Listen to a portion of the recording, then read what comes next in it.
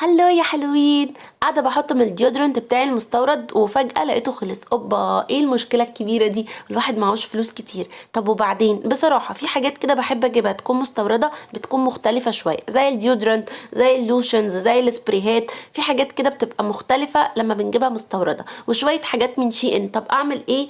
وفي حاجات بصراحه اسعارها مش مناسبه معايا. طب اعمل ايه؟ على طول فكرت في رحمه جاليري. اشمعنى رحمه جاليري؟ لانها عامله لنا افكار حلوه قوي، تقسيمات للحاجات اللي احنا عايزينها المستورده، نقدر نجيبها باي سعر احنا عايزينه. تعالوا، اول حاجه جربتها من عندها وهو السبراي ده ديودرنت، بس حلو قوي قوي قوي. ده من ان ستايل يا جماعه، ده تحفه.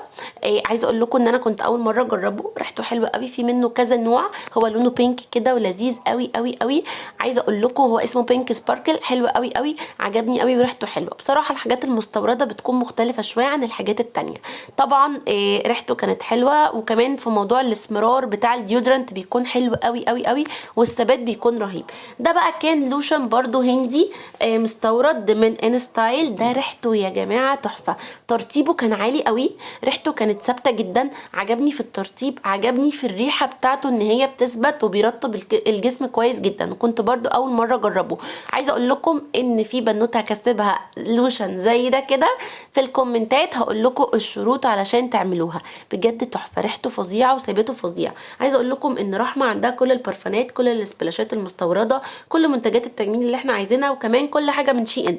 بجد عندها شويه حاجات تحفه، ولازم كلنا نشوف موضوع التقسيمات ده علشان هيعجبنا جدا جدا، خصوصا ان احنا معناش فلوس كتير.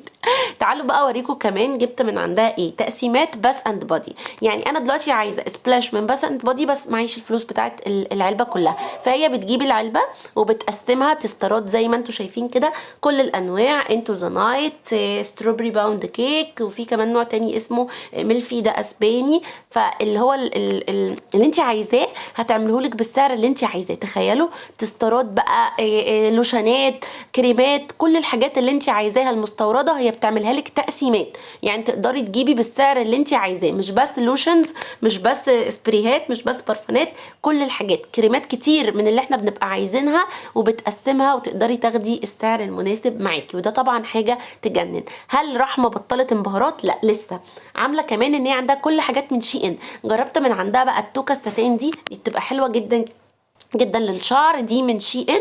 وكمان جربت الباودر باف، دي من شي ان. دي يا جماعه الماتيريال بتاعتها فظيعه. جربت انواع بصراحه مصري وما كانتش حلوه قوي. جربت انواع كتير بس بصراحه بتبوظ بسرعه، لكن دي عجبتني ان هي الماتيريال بتاعها حلوه قوي قوي قوي. حاجات شي ان كلها عندها. وكمان بقى نكمل، بصوا كمان جايبه لنا حاجات بقى بخور وحاجات من السعوديه، حاجات تحفه. ده بقى المسك، مكعب المسك ده حلو قوي بريحه التوت، فظيع. بصوا يا جماعه، عندها روايح المكعبات المسك كلها. ده ليه استخدامات كتير جدا كلنا عارفينها. ده عجبني ريحته جدا جدا جدا. نيجي بقى على البخور. ده بخور بريحه العود، ده هندي، من احسن انواع البخور اللي جربتها. عايزه اقول لكم ان الاقماع اللي جوه دي بتبقى حلوه قوي، بتحطيها بقى كده، وخصوصا ان احنا داخل علينا بقى رمضان، البخور ده بيبقى حلو جدا. ويوم الجمعه بقى انتوا فاهمين بيبقى حلو جدا جدا للبيت.